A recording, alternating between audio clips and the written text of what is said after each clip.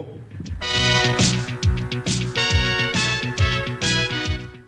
Agora 17h09 na Jornal 17h09, faltando 51 para as 18 horas na Voz do Povo. Vamos então até a Sala Nacional e Internacional dos Esportes com o gigante Wilson Tavares.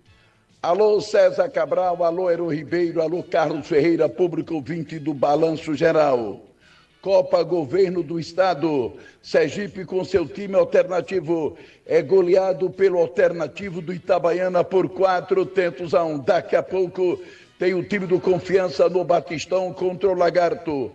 Copa do Brasil hoje tem Flamengo e Atlético Mineiro, tem São Paulo e Atlético do Paraná. Ontem o Vasco da Gama empatou em Maceió. Cruzeiro começa a descer a ladeira, empata com o CRB no Mineirão. Teve também a vitória do Corinthians diante do Palmeiras. Confiança e Itabaiana jogam segunda-feira pelo Campeonato Brasileiro da Série C. Sergipe, que é o Batistão, todo de vermelho e branco para o primeiro jogo do mata-mata contra o Santa Cruz de Pernambuco. Já já, os detalhes do Balanço Geral.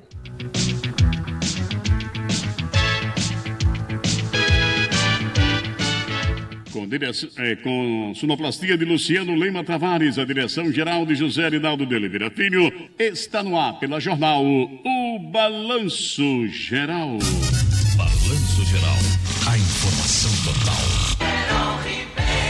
Carlos Ferreira.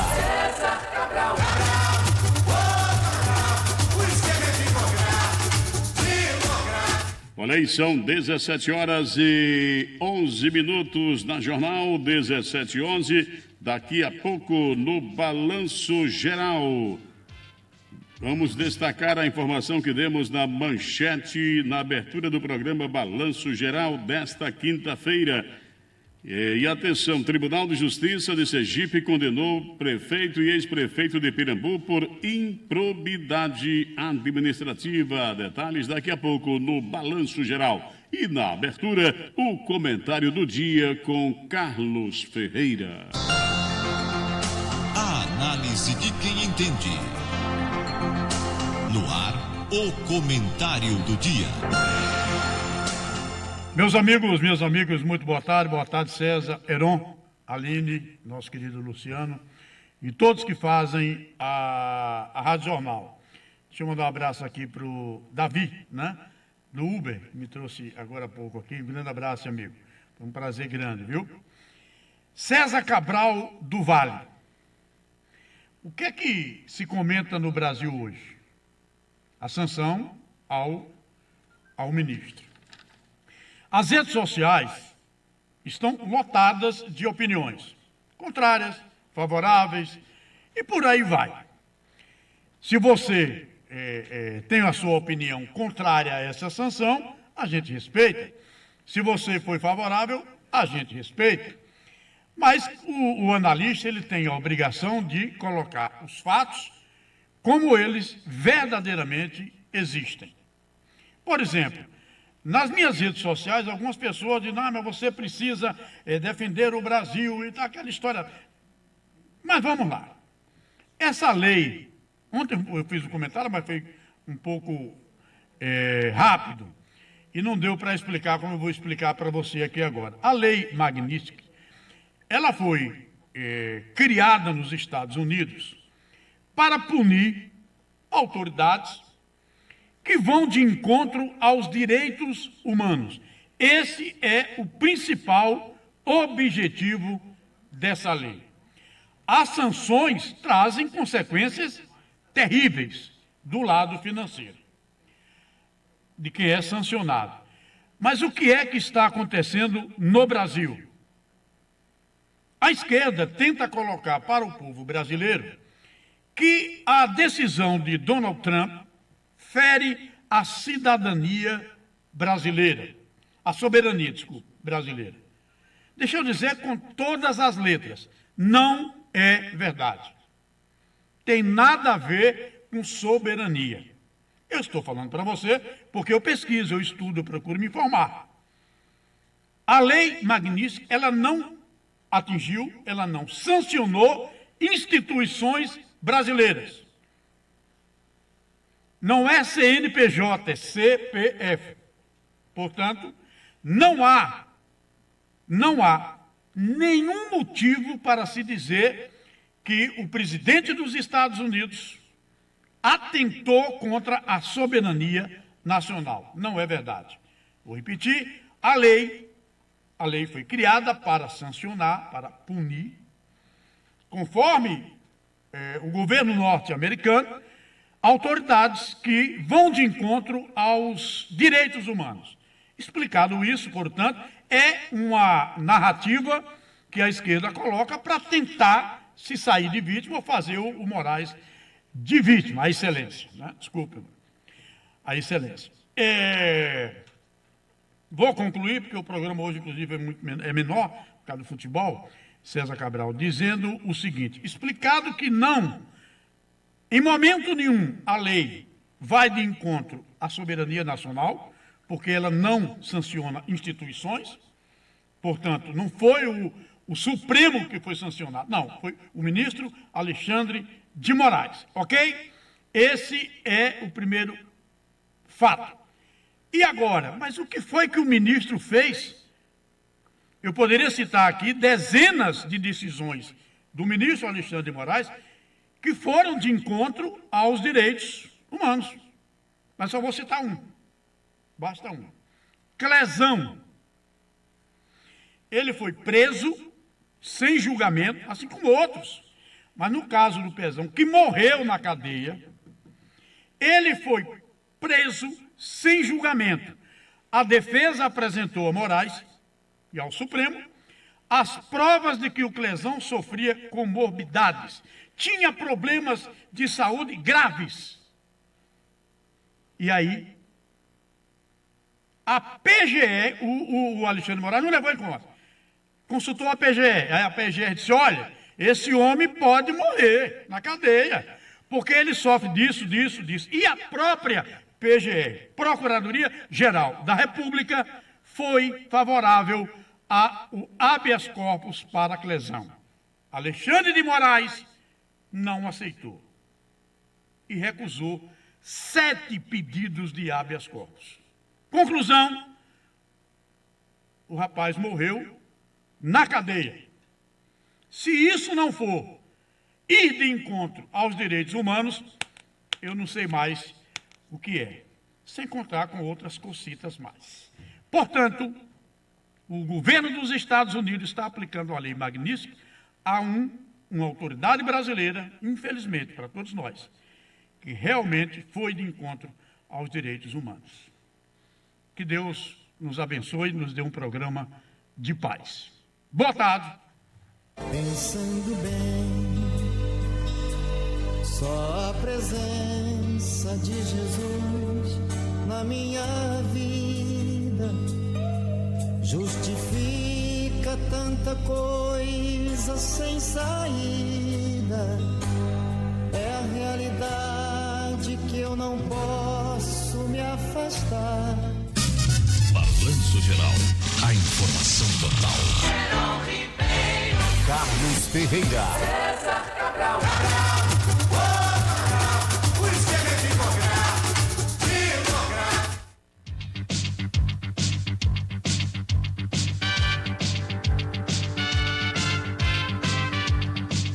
Agora são 17h18 na Jornal, 17 horas e 18 minutos na Voz do Povo. Aqui o Balanço Geral nesta quinta-feira, dia 31 de julho de 2025. Lembrando que hoje o Balanço Geral é mais curto, iremos somente até às 18h45, em razão da transmissão esportiva da Rádio Jornal com script de ouro do rádio. E atenção, hein? O Tribunal de Contas do Estado de Sergipe aprovou, em sessão plenária realizada nesta quinta-feira, dia 31, a emissão de 2 medidas cautelares relacionadas ao transporte coletivo da região metropolitana de Aracaju. As decisões, baseadas em votos do conselheiro relator Flávio Conceição, foram motivadas por denúncias que indicam indícios de sobrepreço na aquisição de veículos e irregularidades no processo licitatório do setor. A primeira medida cautelar trata de adesão do Consórcio de Transporte Público Coletivo Intermunicipal da Região Metropolitana de Aracaju, CTM, à ata de registro de preços número 01/2024, firmada entre a Superintendência Executiva de Mobilidade Urbana de Belém, lá no Pará, e a empresa Tevix Motors Group Limitada. De acordo com o relator, ou seja, o conselheiro Flávio Conceição, o procedimento de adesão apresenta graves falhas, como a existência de sobrepreço, cláusulas restritivas à competitividade e o descumprimento de exigências contratuais. Aspas. O valor unitário dos ônibus elétricos adquiridos por Aracaju superou em até R$ 850 mil os preços praticados em contratos semelhantes com outros entes da federação, o que representa um possível sobrepreço de até R$ 28.500.000, destaca Flávio Conceição. Segundo ele, além disso, a própria ata a qual o consórcio aderiu já havia sido objeto de suspensão cautelar pelo Tribunal de Contas dos Municípios do Pará, por vícios insanáveis no processo licitatório original. Diante do risco de lesão ao erário e da necessidade de preservar o interesse público, o Tribunal de Contas de Sergipe determinou a suspensão imediata de novos pagamentos referentes ao contrato número 06/2025, a proibição de celebração de aditivos ou novos ajustes relacionados à referida ata, a apresentação em até 5 dias de documentos como notas fiscais, relatórios de recebimento técnico dos veículos e ordens bancárias, e a notificação do CTM, que é o consórcio da SMTT e do município de Aracaju, para que se abstenham de novos atos relacionados à adesão impugnada. A segunda medida cautelar diz respeito à anulação da concorrência pública número 01/2024, que trata da concessão do serviço público do transporte coletivo urbano de passageiros da região metropolitana de Aracaju. Conforme analisado pelo TCE, não houve decisão judicial definitiva que suspendesse o certame, tampouco ato formal de anulação devidamente fundamentado. A decisão de interromper a licitação partiu unilateralmente da presidente do consórcio, a prefeita de Aracaju, o que configura abuso de poder e violação do estatuto da entidade, já que decisões dessa natureza competem exclusivamente à Assembleia Geral do Consórcio, afirmou o relator Flávio Conceição. Em razão disso, o tribunal determinou a continuidade do processo licitatório no prazo de 5 dias, sob pena de multa de R$ 90 mil à presidente do consórcio, além da retomada da prestação do serviço de transporte público pelas empresas vencedoras da licitação. Conforme o conselheiro Flávio Conceição, as decisões têm caráter cautelar e visam resguardar o interesse público, prevenir prejuízos ao erário e assegurar a legalidade dos atos administrativos praticados no âmbito do transporte público da região. Grave, né, Ferreira? Bom, e o Heron Ribeiro, nosso repórter, esteve presente, que Heron sempre está em cima do lance e esteve lá hoje, acompanhou de perto a sessão plenária do Tribunal de Contas do Estado de Sergipe, nos traz mais detalhes. É verdade, César Ferreira também, nós estivemos lá acompanhando toda a realização dessa sessão no Tribunal de Contas do Estado de Sergipe, a sessão do Pleno da Corte de Contas, outros processos também foram abordados, agora o mais discutido foi isso, inclusive o Flávio Conceição fez a fundamentação durante um bom tempo das duas cautelares e com a narrativa justamente essa que o César acabou de trazer todas as informações. O conselheiro Flávio Conceição, como relator, fez toda essa abordagem e os demais conselheiros também o acompanharam na sessão que foi presidida pela conselheira Suzana Azevedo. Vamos ouvir então o conselheiro Flávio Conceição, parte de sua fala e esta situação. Destaco que a ata de registro de preço número 01/2024, analisada e julgada pelo TCM do Pará, TCM aí, Tribunal de Contas do Município do Pará, reconheceu de forma inequívoca os vícios existentes, enfatizando como aspecto mais grave a ocorrência de sobrepreço gerando uma diferença de R$ 8.978.440,64, sem justificativa adequada com base em orçamentos restritos. Comparando o contrato firmado pelo município de Aracaju a um contrato semelhante, firmado com o município de Cascavel, no estado do Paraná, com vigência do mesmo período, previa o mesmo modelo de ônibus no valor de R$ 2.688.000. A unidade, frente aos R$ 3.640.000 contratados, resultando em possível sobrepreço total de até R$ 28.560.000. Ademais, a unidade técnica identificou o registro de outra contratação mais recente, realizada pelo Estado do Rio de Janeiro, com condições semelhantes. O valor unitário contratado pelo município de Aracaju supera em R$ 850.000, representando um sobrepreço de R$ 12.750.000 no total das 15 unidades adquiridas, revelando expressiva disparidade nos preços para aquisição dos ônibus elétricos. Tal conduta viola o princípio da economicidade previsto nos artigos 5º e 11, inciso 1, da Lei de Licitações número 14133 de 2021, além de comprometer a proposta vantajosa da contratação, podendo caracterizar ato antieconômico e potencial lesão ao erário. Soma-se a isso a adesão a uma ata cujo certame da CEMOB de Belém foi suspenso cautelarmente pelo Tribunal de Contas do município do Pará, devido aos vícios insanáveis, notadamente a prática de sobrepreço expressivo e a restrição à competitividade, acompanhando em toto, como se aqui estivessem transcritos, os opinativos da primeira CCI do Ministério Público de Contas e voto pelo conhecimento da presente denúncia, pela concessão da medida cautelar inaudita Terapaz com as seguintes determinações: suspensão imediata de quaisquer novos pagamentos decorrentes do contrato número 06/2025, proibição de celebração de aditivos, prorrogações ou novos ajustes vinculados à ata de registro de preço número 01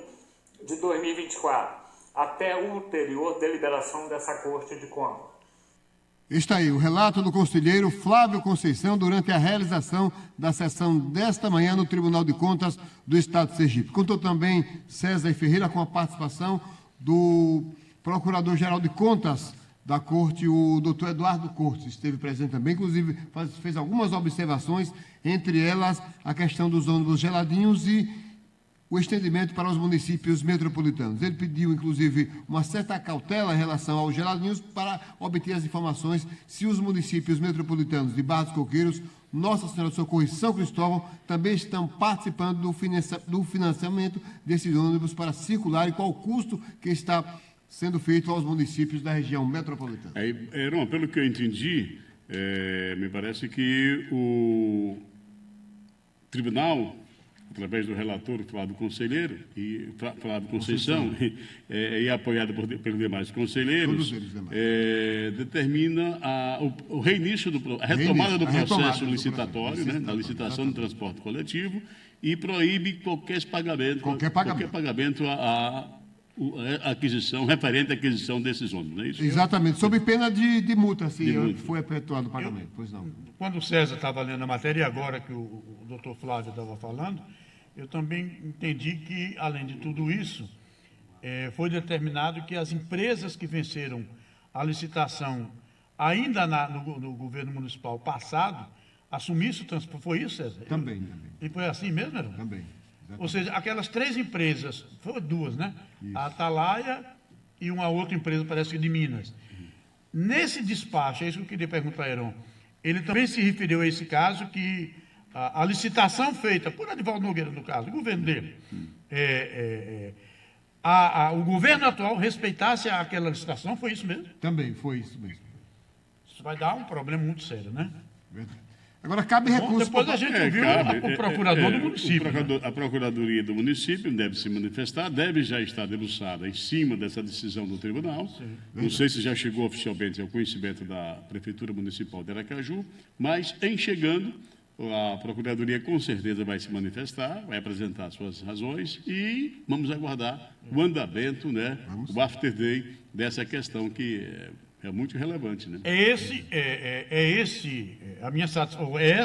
César, a minha satisfação de estar aqui ao lado de vocês, porque é esse o jornalismo que eu aprendi a fazer, né? E a gente vê que, infelizmente, algumas pessoas saem atirando. Calma, uma decisão que ainda será, né, analisada pela Procuradoria do município e cabe ao jornalismo acompanhar tudo isso sem fazer aqui juízo de valor. Sem condenar ninguém na nem estardalhaço nenhum. Né? A informação é divulgada. É uma matéria. Os fatos acontecem, têm que ser divulgados. Né? E vamos aguardar a posição da Prefeitura através da sua Procuradoria, né? Que vai se manifestar. A Procuradoria Jurídica vai se manifestar. É um problemão? É um problema. Vai alegar razões, né? Vai haver alegações, algumas coisas, vai justificativas, né? E se for para fazer outra licitação, e aí?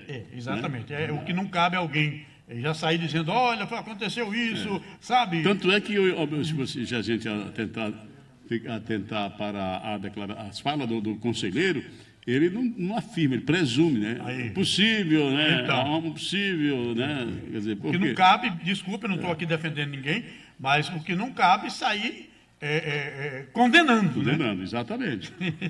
Como, infelizmente, às vezes acontece por aí afora, né? Aliás, erradamente. Valmir da Madeireira, depois que morreu, foi julgado inocente, né? E essa mesma justiça que o julgou inocente, o tirou da prefeitura e colocou na cadeia e depois disse que ele era inocente depois que ele morreu. Então, caldo de, como é que dizem? Canja de galinha. Caldo de galinha o que mais? Caldo de galinha e alguma coisa. Não faz mal a ninguém. Cautela e caldo de galinha. Cautela e caldo de galinha. Não faz mal a ninguém. Então sejamos cautelosos enquanto não chega o caldo da galinha. 17h32, faltam 28 para as 18. Vamos ao intervalo comercial. Daqui a pouco, mais informações aqui no Balanço Geral. Hoje recheado ao vivo com a presença do Carlos Ferreira. Muito prazer. E o Heron Ribeiro e ao aqui vivo tem mais emoção, né? Claro. Daqui a pouco a gente volta. Falar nisso, hoje pode falar de futebol. Aqui. Sim. Hoje pode. Pode. Tanto que hoje tem a Copa Lotese e o Fluminense venceu. Depois de 4 partidas, depois de 4 derrotas seguidas. Né? Aí, finalmente, o Everaldo atendeu, né? Que a torcida estava, chuta, Everaldo. Chuta, Everaldo. Ele chutou, fez 2. E fora de casa o triunfo. Mas olha, só antes do intervalo comercial, deixa eu contar aqui uma passagem rapidinha. Lembra daquele lateral esquerdo do Fluminense que tinha Carlinhos? Jogou muito bem, nos anos 2016, 2013, Carlinhos, lateral esquerdo e tal. E eu fui com os amigos numa ocasião assistir um jogo do Fluminense com um time da Colômbia, da Bolívia, sei lá, da Libertadores, né? Time desconhecido, não sei o que, Patossi, não sei o que de Patossi, por aí.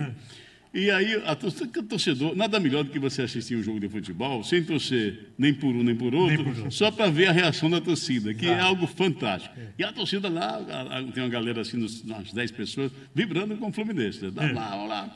Vamos, Carlinhos. O Carlinhos pegava a bola. Vai, Carlinhos. Aí lá já vai Carlinhos subindo para o ataque. Bora, Carlinhos, vai, Carlinhos. O Carlinhos chegou andando de fundo, rapaz, deu um cruzamento errado, lá longe. Né? Aí o cara, vai, Carlinhos, para aquele lugar. O Carlinhos foi oriundo de uma equipe pequena. Exatamente, cresceu, foi um bom jogador, bom lateral esquerdo. Vamos embora, vamos ao intervalo comercial, voltamos já. Aqui a gente se diverte.